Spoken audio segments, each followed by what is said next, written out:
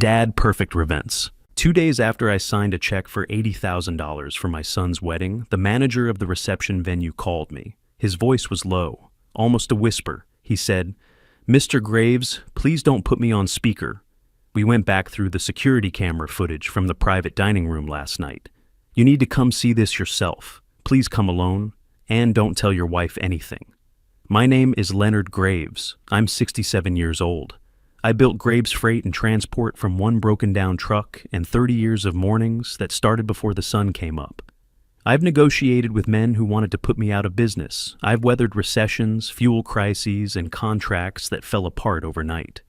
I thought I had a pretty good read on people. I was wrong about the ones closest to me. I was sitting at the kitchen table with my coffee when Rodney called. Rodney had managed the banquet operations at Clover House for 10 years. Professional, reliable, not the type to get into other people's business. So, when I heard the shake in his voice, something in my stomach dropped straight down. Gloria was in the next room. I could hear her humming to herself while she arranged flowers on the sideboard. White lilies, the same ones she orders every week like clockwork. 38 years I'd woken up next to that woman. 38 years I thought I knew exactly who she was and what she was about. I told her the call was from my insurance broker. Then I grabbed my keys and walked out to my truck. Rodney met me at the side entrance of the venue, away from the parking lot. He looked like he hadn't slept. He walked me back through the kitchen corridor to a small security office, sat me down in front of a monitor, and hit play without saying a word.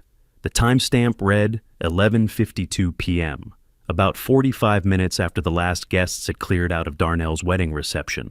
The private dining room was supposed to be empty. The cleanup crew wasn't due until morning. The door opened. Gloria walked in. No limp. She'd been complaining about her knee all week, enough that I'd offered twice to get the car and bring it around front. She walked straight to the bar cart and opened a bottle of champagne, like she'd done it 100 times in that room. Confident, relaxed. A completely different woman than the one who'd squeezed my arm and cried during the toast 2 hours earlier. A minute later, another figure came through the door. Carlton Webb. Carlton had been my company's head accountant for 8 years. I trusted that man with everything. Payroll, contracts, quarterly filings, end-of-year taxes. He sat at my right hand in every financial meeting I'd had for nearly a decade. He called me Leonard. He came to our 4th of July cookout every year. His kids sent me a card last Christmas. He closed the door behind him. Gloria handed him a glass. To the man who never looked up from his invoices long enough to see what was happening right in front of him, she said. They clinked glasses. I sat in that chair and felt something go very quiet inside me. Not panic, not rage, something colder than either of those. The video kept playing. Gloria sat down on the couch and kicked off her heels. Carlton loosened his tie. They talked like two people who had been waiting a long time to finally exhale. Darnell actually cried when Leonard handed them the deed, Gloria said. She shook her head slowly. He handed over a $450,000 house like it was a birthday card. Carlton swirled his glass. Once the business transfers, that's just a line item. We just need Leonard to stay on his feet long enough to sign the paperwork, Gloria said. After that, she paused, took a sip. His heart can do whatever it wants. Rodney reached over and stopped the video. He looked at me. He didn't say anything. He didn't need to. I asked him for a copy of the footage. He handed me a flash drive he'd already prepared. I thanked him. I shook his hand. I told him he'd done the right thing and that I wouldn't forget it. Then I walked back out to my truck and sat in the parking lot while the morning traffic started building on the overpass above me. I didn't cry. I didn't hit the steering wheel. I just sat there and let it settle. 38 years. The lilies every week. The hand on my arm at the wedding. His heart can do whatever it wants. I had one question that mattered right now, and it wasn't about Gloria or Carlton. It was about my coffee, the cup that was sitting on the counter every single morning when I came downstairs. The one she made before I was even fully awake. The one I'd never thought twice about drinking. I pulled out of the parking lot and drove north. I didn't go home. I had a stop to make first. Philip Garrett ran a private diagnostics lab that I'd helped keep open 6 years ago when his university grant got cut. He was thorough, discreet, and fast when it mattered. I called him on the way and told him I needed a full blood panel, rush order. He asked no questions. I walked in, rolled up my sleeve, and sat down in the chair. Then I called Adrienne Pace and told her to clear her afternoon. Adrienne Pace had been my corporate attorney for 11 years. She cost me $900 an hour and had never once given me advice I regretted taking. When I walked into her office that afternoon and laid the flash drive on her desk, she watched the footage without a word. When it finished, she closed her laptop, folded her hands, and looked at me. "How do you want to handle this?" she asked. That was the thing about Adrienne. She didn't tell me what to feel. She didn't try to soften it. She just asked the only question that mattered. I told her I wanted it done right. No shortcuts. I wanted every account frozen quietly. No notifications sent to the house address. I wanted a full forensic audit of Carlton's work going back 8 years. And I wanted a trust structure ready to transfer the company the moment we had enough to walk into a courtroom. She started making calls before I was out of my chair. Philip called me at 4:30 that afternoon. He said my warfarin levels were running at 4 times the therapeutic range. I'm not prescribed warfarin. I'm not on any medication that interacts with it. At that concentration, he explained, a minor fall, a sudden spike in blood pressure, even a bad night's sleep could trigger a hemorrhagic stroke. It would look like what happens to a 67-year-old man who worked too hard and didn't take care of himself. It would look like nobody's fault. I sat in my truck in Philip's parking lot for a few minutes after I hung up.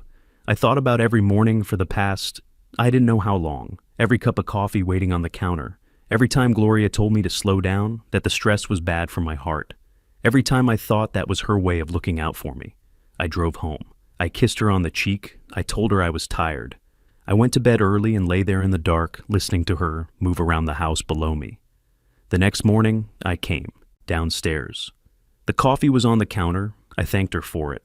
I carried it to the den, set it on the side table, and switched it out for a glass of water when she went to check the mail. I did the same thing the next day, and the day after that. I bought a button camera, the kind that mounts flush with a shirt button, and started wearing it. Day 3, I ran into Carlton at the diner near the office. It wasn't accidental. I knew his schedule better than he thought I did. I told him I'd been feeling worn down since the wedding, that I was thinking seriously about stepping back from the business. I said I was tired of carrying the weight alone. He kept his expression steady, but his eyes moved just a little too fast, the way they do when a man is running numbers in his head while trying to look relaxed. "You've earned the rest, Leonard," he said. "Let the people around you step up. You don't have to hold everything together by yourself." I nodded slowly. I told him that sounded like the right call. That same week I had lunch with Vivian, Darnell's wife. I kept it casual, told her I was thinking about restructuring the company trust to make sure the family was protected long term. I asked for her thoughts, said I valued her perspective. She was measured at first, careful. But greed has a way of outrunning caution, and within 20 minutes she was telling me that the business should move into a joint family account, one she and Darnell could access when the time was right. She said it like she was doing me a favor, like she was the one looking out for the family. I asked her what she meant by when the time was right. She smiled and said, "When you and Gloria are ready to fully let go." The button camera caught every word. 2 days later, Adrienne called me into her office. The forensic accountant she'd brought in had gone through Carlton's records line by line. Over 14 months, Carlton had moved $210,000 out of the company's operating account through 3 separate shell transfers, small amounts, patient, spread across enough entries that a routine quarterly review would never catch it. The kind of work that takes planning. The kind of plan you only make when you're very sure about how things are going to end up. I sat at Adrienne's conference table and looked at the documents spread out in front of me, column after column of dates and amounts and account numbers. 8 years of Monday morning handshakes. 8 years of Christmas bonuses. 8 years of a man sitting inside my business and quietly preparing for the day I wouldn't be there to ask questions. Adrienne asked me if I was ready to move to the next step. I told her I needed 1 more week. She asked why. I told her I had a company anniversary dinner to plan. Graves Freight and Transport had been running for 30 years. I'd been putting off the celebration for months. Too busy, too much going on with the wedding preparations. Now I had a very specific reason to stop putting it off. I wanted the right people in the room. I wanted the right setup. And I wanted every single person who had ever trusted my name to be sitting there when the truth came out. I called the venue, I called the AV company, then I called Bernard Holt. Bernard Holt had been chief of police in our district for 12 years. We'd known each other longer than that, back when he was still in a patrol car and I was still driving my own routes. He was the kind of man who listened to everything before he said anything. When I sat across from him and walked him through the footage, the blood work, the financial records, and the recorded conversation with Vivian, he didn't interrupt once. When I finished, he was quiet for a moment. Then he said, "Leonard, what do you need from me?" I told him I needed 4 officers in plain clothes at the anniversary dinner. I needed arrest warrants ready for Gloria and Carlton, and I needed him to trust me on the timing. I would give him a signal, and not before. He looked at me for a long moment. Then he nodded and said he'd be there himself. I spent the next few days getting the dinner ready. 80 guests, business partners, clients, the bank contacts I'd worked with for 20 years, a handful of long-term employees who had been with me since the early days. I told Gloria it was going to be a proper celebration. 30 years was worth marking. She said she agreed completely. She seemed genuinely happy about it, which told me everything I needed to know about how confident she was that things were already going her way. The night before the dinner, I drove out to a lot on the east side of Houston and picked up a 1969 Chevrolet C10. Cherry red, original interior, engine rebuilt, but still sounding exactly the way it was supposed to. I'd wanted that truck since I was 30 years old. Gloria always said it looked cheap, said it didn't fit the image of a man in my position. I'd let that go for 37 years. I paid cash and drove it back to a friend's garage, where it would wait, until the next night. The day of the dinner, Gloria wore her navy dress. She put her arm through mine as we walked into Clover House and told me she was proud of everything I'd built. I told her that tonight, everyone was going to see exactly what this family was made of. She smiled and said she couldn't wait. We sat down to dinner. I was calm. I ate. I shook hands. I made small talk with people I'd known for decades. Gloria worked the room the way she always did. Gracious, warm, the picture of a woman who had stood beside her husband for 38 years and earned every bit of what that meant. Carlton arrived late and took his seat near the back. He caught my eye across the room and raised his glass slightly. I nodded back. After the main course, I stood up. I thanked everyone for coming. I said 30 years was a long time to be in business, and that a company didn't survive that long on paperwork and contracts alone. It survived on trust, on the people who showed up every day and did what they said they would do. I said tonight I wanted to share something that captured what Graves Freight was really built on. Then I nodded to the AV technician and the lights went down. The first 90 seconds of the presentation were real. Old photographs, the first truck, the first job site, the early crew. People in the room smiled. A few of the long-timers laughed at how young everyone looked. Then the Clover House footage came on. The room went quiet, the way a room goes quiet when something is wrong, but nobody is sure yet what it is. Then Gloria's voice came through the speakers, clear and steady, talking about the $450,000 house like it was an investment vehicle, talking about the business transfer, saying the words his heart can do whatever it wants in a room full of people who had shaken my hand and meant it. I watched the faces around the tables. I watched the confusion become understanding. I watched people who had known Gloria for years go very still. Gloria stood up. "Leonard," her voice came out sharp. "Turn that off right now." I looked at her across the room. "Sit down, Gloria." She didn't sit. She looked around for support, a friendly face, someone who would step in. Nobody moved. Carlton pushed his chair back. He got about 2 feet before Bernard's officers were on either side of him. I let the footage finish. Then Adrian pulled up the financial records on screen. 14 months of transfers, the shell accounts, the amounts, the dates.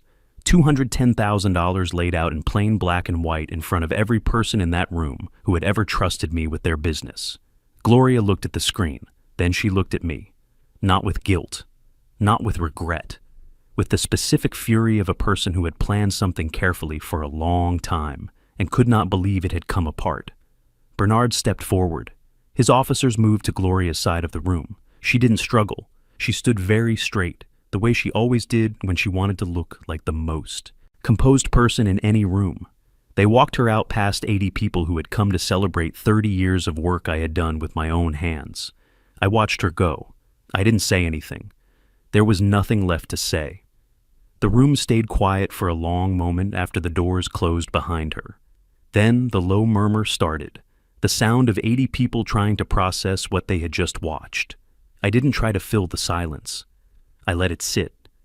Adrienne was already at a side table near the back wall, paperwork laid out in front of her, the formal trust transfer documents, the board structure, everything that needed a signature before the night was over. I walked over, read through each page the way I always do, slowly, every line, and signed where she pointed. Graves Freight and Transport passed into an irrevocable trust managed by 3 people, none of them named Graves. People who had earned it. People who showed up when it wasn't convenient and did the work without being asked twice. That was always the only qualification that mattered to me. I just hadn't applied it close enough to home. When I looked up from the last page, Darnell was standing a few feet away. He'd been waiting. He wasn't sure if he had the right to approach, and that uncertainty was written all over him. Darnell was 34 years old. He had his mother's patience and, I'd always thought, my stubbornness. But stubbornness without direction is just a man standing still. And that's mostly what Darnell had done his whole adult life, waited for things to be handed to him without ever asking whether the hand doing the giving had good intentions. He didn't try to explain himself. He didn't make excuses. He just stood there and looked at me like a man who had finally understood something too late. I put my hand on his shoulder. I told him the house was still his. I wasn't taking that back. I gave it to my son, and whatever else had happened, he was still my son. That didn't change, but the business, the accounts, the rest of it, that was gone. Not as punishment, just as reality. You don't hand the keys to someone who watched the door get broken down and said nothing. He nodded. His jaw was tight. I could see him working to hold himself together in front of the people still left in the room.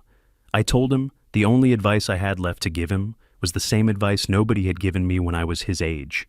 Start with what you have, not with what you think you're owed. Work until the work means something, and be very careful about who you let stand next to you while you do it. He didn't say much, just nodded again. Then he shook my hand, firm, the way I'd taught him when he was 12 years old, and walked out. I stood there for a minute after he left. The room was mostly cleared out. A few of the long-timers were still at their tables, not sure if they should stay or go. I told them to finish their drinks. They'd earned a slow evening. I went back to the family table to collect my jacket. Gloria's purse was still on her chair. Next to it, sitting on the white tablecloth, was the watch she gave me on our 20th anniversary. A good watch, heavy. The kind that's meant to mean something. I had taken it off earlier in the evening and set it down when I went to check the AV setup. I hadn't put it back on. I looked at it for a moment, then I left it there and picked up my jacket. Outside, the Houston night was warm and thick the way it gets in late spring. The kind of air that reminds you the city is built on flat land and doesn't apologize for it. The parking lot was mostly empty. A few of the last guests nodded to me as they passed. A couple of them shook my hand without saying anything, which was exactly right.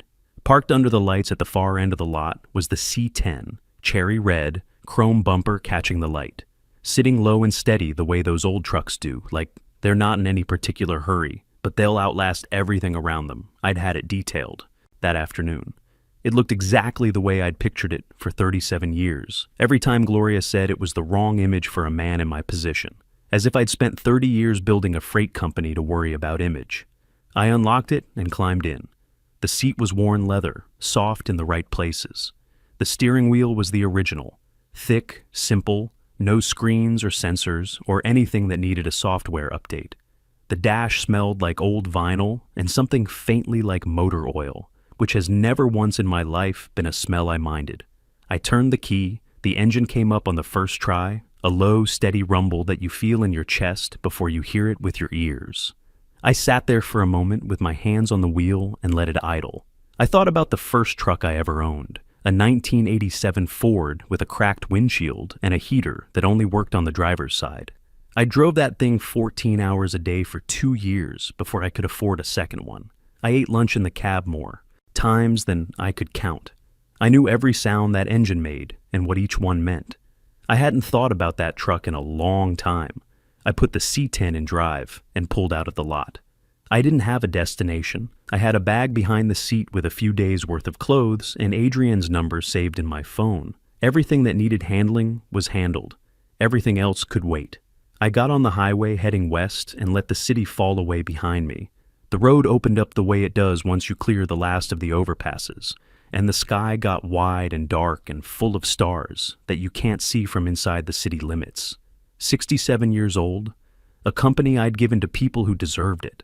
A son I'd have to figure out how to love differently going forward. No one in the passenger seat. No one deciding which lane I should be in. Just the road and the engine and the kind of quiet that doesn't feel empty. I had worked for 30 years to build something worth leaving behind. Turns out the most important thing I left behind was everything that had been holding me in place. The highway stretched out ahead of me, and for the first time in longer than I could honestly remember, it felt like mine. That was enough. That was more than enough. I spent 38 years thinking loyalty was something you built over time. What I learned is that time just makes a betrayal more expensive. It doesn't make the person more trustworthy. Watch what people do when they think you're not looking. That's the only resume that matters. The hardest thing a man can do isn't starting from nothing. I'd done that at 30, and I knew how. The hardest thing is walking away from something you built with your own hands because the people inside it stopped deserving it. But once you do it, once you actually let go, you find out the weight you'd been carrying wasn't the business. It was the wrong people.